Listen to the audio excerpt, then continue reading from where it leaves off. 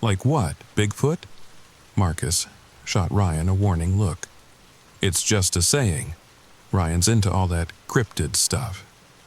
But Ryan's gaze remained steady on me. Have you ever heard of skinwalkers, Ethan? Ryan, Marcus cut in sharply. Not tonight, okay? He should know why we're here, Ryan replied calmly. That's only fair. Skinwalkers are witch-like entities in Navajo beliefs, Ryan continued as if Marcus hadn't spoken. Humans who gained the ability to transform into animals through dark rituals. They're evil, dangerous, and they're drawn to those who speak of them, which is why we don't talk about them, Marcus interjected, his voice tight. A sudden gust of wind sent sparks flying from our fire, and in the distance, just at the edge of hearing, came a sound that might have been a coyote's howl, or something trying very hard to sound like one. What exactly are we doing out here, Marcus? I asked, no longer smiling. Marcus wouldn't meet my eyes. Ryan thinks something's been following him. Since he was a kid, he wanted to come back here where he first saw it. And you needed me along because, Ryan answered before Marcus could. Strength in numbers, they're less likely to approach larger groups. The hair on the back of my neck stood up. This isn't funny anymore. It's not meant to be, Ryan said, throwing another log on the fire. But don't worry. We're safe as long as we stay by the fire, and don't look too long into the darkness. None of us slept well that night. The next morning, I woke to the smell of coffee. I crawled out of the tent to find Ryan crouched by a small morning fire, feeding it twigs while a battered metal percolator sat in the coals. "Morning," he said without looking up. "Sleep okay?" "Not really," I admitted, stretching the kinks out of my back. "Where's Marcus?" "Went to get more firewood. He'll be back soon." Ryan studied me for a moment, then sighed. "Marcus didn't want to tell you everything, thought you'd back out of the trip." He was probably right. The first time I saw one, I was 15, camping in these same hills with my dad. We'd been hunting all day, hadn't caught anything. That night, Dad went to sleep early, but I stayed up by the fire. He paused, poking at the coals with a stick. The coffee in my hands suddenly felt cold despite the steam rising from it. I heard something moving around our camp, thought it might be a deer. I grabbed my flashlight, thinking I'd try to get a glimpse. Ryan's voice had gone flat, emotionless. What I saw instead, it was shaped like a coyote, but too big, and its movements were all wrong, like someone wearing a coyote costume who'd never actually seen a real coyote move. I shivered despite the morning sun. Could have been a sick animal, or a wolf. Ryan shook his head. It saw me watching it, and it smiled. No animal smiles like that with human teeth. I ran back to the tent, woke my dad. By the time we came back out with rifles, it was gone. Dad said I'd imagined it, probably saw a regular coyote and panicked. But 2 weeks later, he died in a car accident on a straight, empty road in perfect weather. No other vehicles involved. His car just veered off into a ravine. I didn't know what to say to that. "I'm sorry about your dad." Ryan nodded. After that, strange things started happening. I'd see the same creature, watching me from a distance, following me, sometimes as a coyote, sometimes as a deer with antlers too large and twisted to be natural. The sound of footsteps crunching on gravel interrupted us. Marcus appeared, arms loaded with wood. He looked between us, his expression darkening. "What are you telling him?" he asked Ryan. "The truth," Ryan replied calmly. "He deserves that much." Later that afternoon, Ryan suddenly stood up, looking past me towards the edge of the canyon. His body tensed like a bowstring. "What is it?" Marcus asked, turning to follow Ryan's gaze. At the edge of our campsite, clearly visible in a patch of sandy soil, was a set of prints. They looked like coyote tracks at first glance, but as I knelt beside them, I felt a chill run down my spine. The proportions were wrong. The spacing between them too even, too deliberate, and they formed a perfectly straight line, unlike the natural meandering pattern an animal would make. "These weren't here last night," Ryan said quietly, "and they stop right here. They don't continue anywhere." I stood up quickly, scanning our surroundings with new eyes. The empty landscape suddenly seemed threatening, the scattered junipers and rock formations offering too many hiding places. "This is crazy," I muttered, but the unease I'd felt last night was back, stronger now. "Let's pack up and go. This was a bad idea." "We can't," Ryan said, his voice tight. "Not yet. If we run now, it'll just follow. We need to face it." We retreated to our camp, and Ryan immediately began adding wood to the fire, building it higher. "What's happening?" I demanded. "It's coming," Ryan said, not looking up from his task. "It knows. We've seen its sign." I did, straining my ears. At first, I heard nothing. Then, a rustling sound, too rhythmic to be the wind, like footsteps moving slowly through the brush beyond our sight. "Look at the shadows," Ryan said, pointing toward the sparse trees about 50 yards from our camp. I looked, seeing nothing at first. Then I noticed it. One shadow seemed darker than the others, more solid. And though there was a breeze blowing the branches, this shadow remained perfectly still. "Don't stare at it," Marcus whispered. "Don't acknowledge it." I tore my gaze away, heart pounding. This isn't real. This can't be real. "Stay by the fire," Ryan said, his voice steady despite the tension evident in his posture. "They don't like fire." As the dusk approached, Marcus finally broke the strained silence. "What's your plan, Ryan? We can't just sit here forever." Ryan had been carving something into a small piece of wood with his pocket knife. He held it up, a crude symbol I didn't recognize. "Protection," he said simply. "My grandmother taught me. We'll each carry one tonight." As the last light faded from the sky, that not-quite coyote howl echoed across the canyon again. Closer now, much closer. Night had fallen, and whatever was out there was closing in. Night in the desert is never truly dark. The stars and moon cast enough light to transform the landscape into a silver-blue realm of shadows. But this night felt different. The darkness between the stars seemed deeper, more absolute. The shadows cast by our fire stretched and shifted in ways that made my eyes hurt if I looked at them too long. "Don't look beyond the firelight," Ryan warned. "And whatever you hear, don't respond to it." "What does that mean?" I asked, clutching the small wooden charm he'd carved for me. "They can mimic," Marcus explained quietly. "Voices, animal sounds, sometimes even people you know." It was around midnight when we heard it, a whistle. Not the wind, not an animal. A human whistle. The kind you might use to call a dog. It came from somewhere to our left, among the scattered junipers. The whistle came again, slightly closer. Then a voice. Soft, female, familiar. "Ethan? Is that you?" My blood froze. It was my sister Lily's voice. Exactly her voice, with that slight lilt she had when asking a question. "Ethan, I think I'm lost. Can you help me?" I half rose before Marcus's hand clamped down on my arm, yanking me back with surprising strength.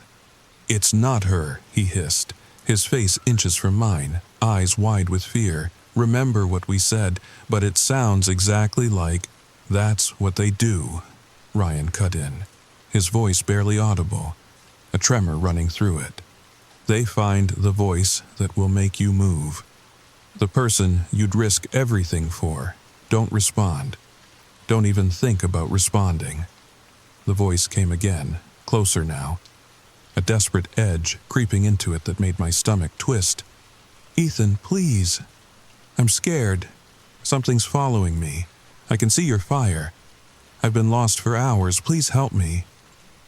A sob broke through the darkness, so perfectly matched to my sister's that I felt tears spring to my eyes.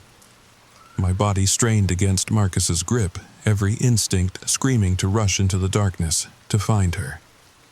"It's not her," Marcus repeated. his grip painfully tight on my arm, his fingernails digging into my skin. Your sister is hundreds of miles away, remember? Think about it. How would she even know where we are? How would she have gotten here? He was right. Lily was in Chicago, working on her master's degree. There was no way she could be here. We hadn't told anyone exactly where we were going. No one could have tracked us here. Not a real person anyway, and yet that voice, it wasn't just similar to Lily's. It was hers, down to the small catch in her throat when she was truly frightened, the slight nasal quality when she cried. Details no stranger could know or mimic. The pleading voice eventually faded, replaced by a new sound, a low rhythmic tapping, like footsteps, but too regular, too measured.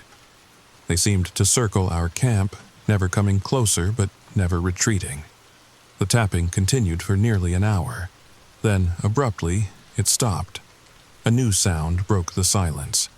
A rattling breath, like someone struggling for air.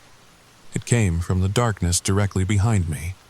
I whirled around, heart leaping into my throat. Nothing was there. Just empty air and the vast canyon beyond. The rattling breath came again, now from our left, then from the right, then from behind Marcus.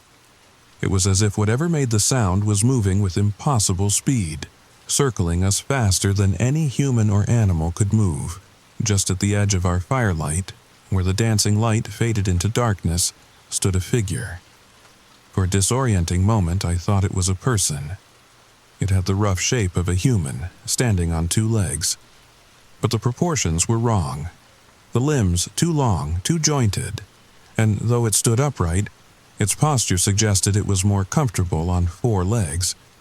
Its features were indistinct in the wavering light, but I could make out the general shape of a head that wasn't quite human, wasn't quite animal, and its skin, in the firelight it seemed to shift and ripple like a poorly fitting costume. None of us moved, none of us breathed. Then, slowly, deliberately, it smiled. The movement was all wrong, too wide, revealing too many teeth that gleamed wetly in the firelight. Not animal teeth. Not human teeth. Something in between.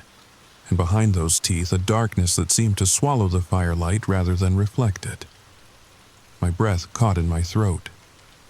My heart hammered so hard against my ribs I thought they might crack. Every cell in my body screamed to run, to flee into the night. And yet I couldn't move, couldn't tear my gaze away from that terrible smile.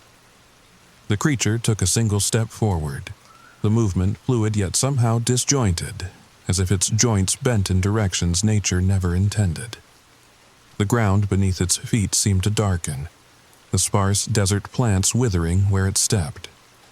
Ryan spoke then, words in a language I didn't understand, harsh, guttural sounds that seemed to catch in his throat like barbed wire. The temperature around us plummeted, my breath suddenly visible in the cold air despite the fire's heat. The entity's head snapped toward Ryan, that unnatural smile faltering for the first time. Ryan's voice grew louder, more insistent, the strange syllables falling from his lips like stones. His face had gone pale, blood trickling from his nose as he spoke, but he didn't stop. Didn't falter. He threw another handful of powder into the fire, which flared brightly, shooting sparks high into the night sky. The creature let out a sound part hiss, part scream that made my ears ring and my vision blur. It raised one elongated arm, fingers splayed toward Ryan in what might have been a warding gesture. When the momentary blindness cleared from my vision, the figure was gone. Only the lingering scent of something rotten, something wrong, suggested it had ever been there at all. As dawn approached, Ryan outlined his plan. "We need to prepare," he said. "It'll be back tonight, stronger. We need to set a trap."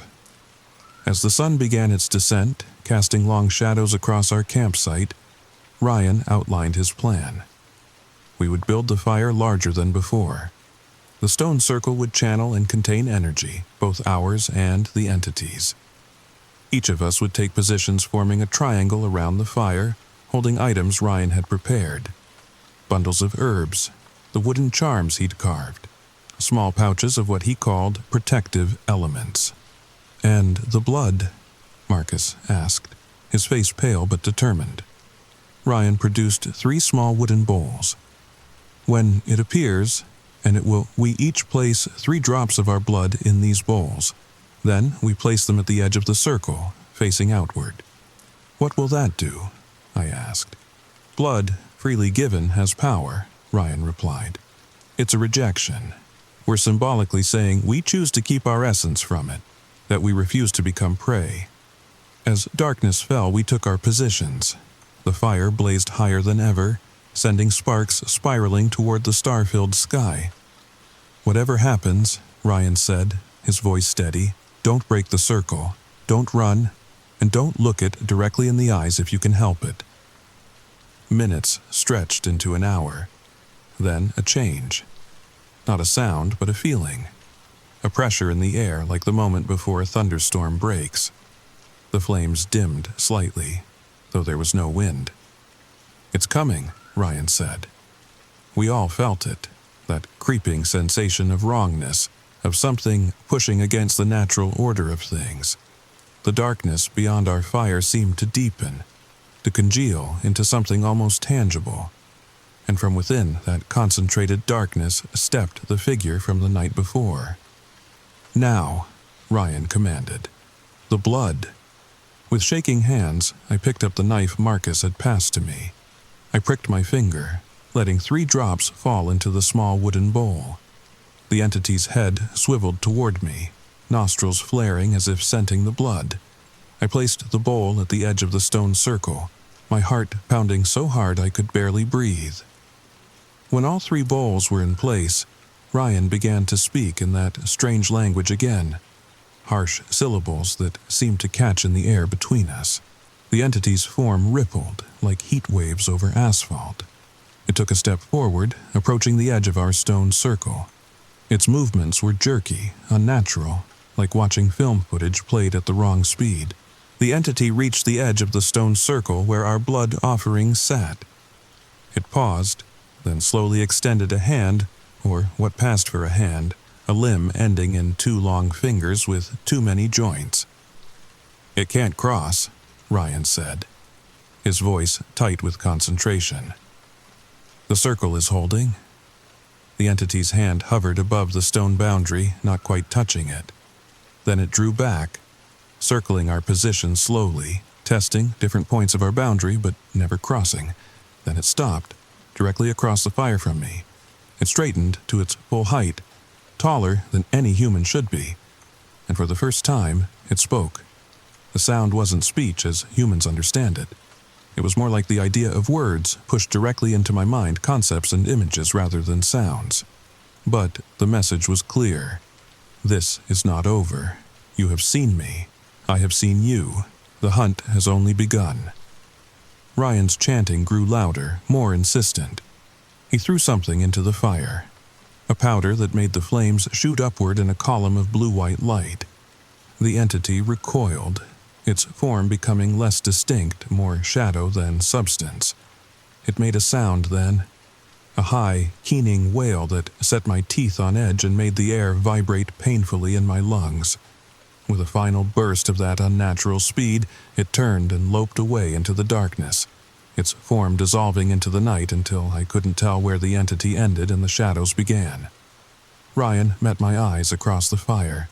No, it's not over, but we've bought ourselves time and established boundaries. The rest of the night passed without incident. As the sunlight gradually reclaimed the landscape, we began dismantling our camp in silent agreement. Will it follow us? I asked as we packed the jeep. Ryan hesitated before answering. Not immediately. We've rejected it, and that has power. But it knows us now. All of us.